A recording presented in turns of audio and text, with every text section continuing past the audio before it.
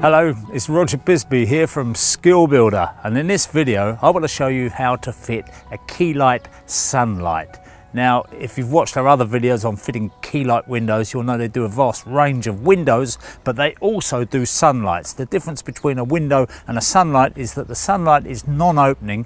The sole purpose of it is to bring light into the building where you want it, but not necessarily ventilation, although they do a ventilation option on this. But for this one, we're going to do the fixed sunlight. We've fitted one already for the bathroom. We could show you this one, but it's not a very typical one because it's so close to the eaves. We only use the short section of tube.